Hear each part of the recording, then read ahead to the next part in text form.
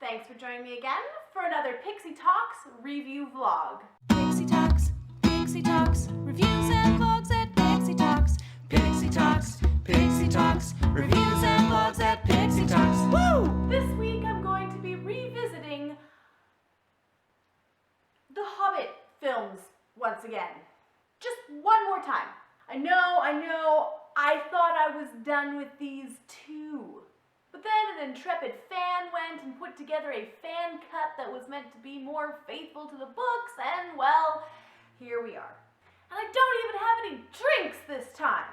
Alright, one last look at The Hobbit. This time, the Tolkien edit. Alright, so from the write-up, the person who put this together is a very huge fan of the books. And a project like this is, of course, a pretty big labor of love. The Tolkien editor set out to make a single film out of the three that fit more closely to the story as put forth in the book, and perhaps more importantly, put the focus of the story back onto the star, Bilbo.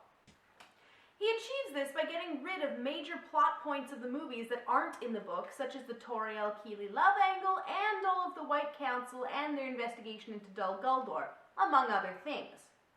And what's really incredible and a pretty major indicator of just how much of these movies are filler, I hardly even noticed the lack of those things.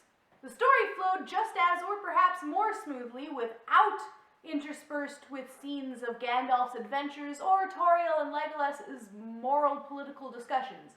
Guys, you don't even notice that those things aren't there, and that says a heck of a lot about these films. So, right there is a pretty major improvement. There is a reason you don't get to see what Gandalf is up to when he leaves the company in the book. Gandalf is a mysterious and legendary figure in this story. He's only meant to pop up now and again, and that's kind of what makes him so cool when he does pop up. It's like explaining the Force. Nobody wants your midichlorians nonsense, and nobody wants to see what Gandalf gets up to when he's not palling around with dwarves on a revenge quest. He, as a character in this story, works so much better the less you know about him. Especially if you want any of the grand reveals in Lord of the Rings to carry any weight at all. Enough! I am Gandalf, and Gandalf means me! So on those counts, this edit certainly works a lot better. But here's the biggest problem with a cut like this. There are more problems with these films than can be fixed by simply cutting out the extraneous scenes. So many of the choices made with the story still remain, and that's not the problem of the Tolkien editor. He had to work with what he had. We still, of course, don't get to see Bilbo defeat the Mirkwood spiders himself, as Legolas still has to come in and save the day, but at least that awful barrel escape scene was trimmed down. In the end, however, it still manages to be a bit of a painful slog, especially as it still clocks in at a runtime of about 4 hours.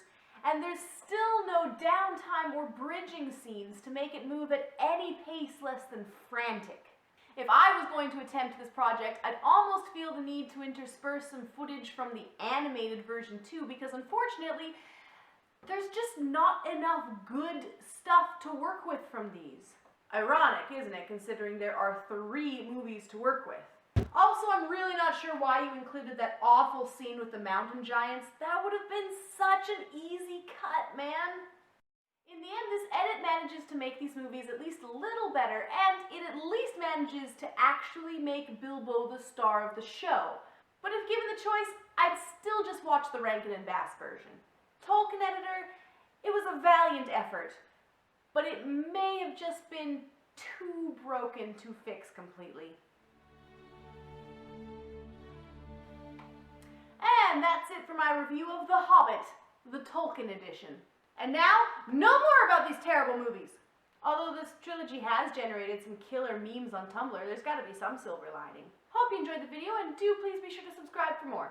You can also add me on Facebook, Twitter, and Tumblr. And with that, I will see you next week. Bye!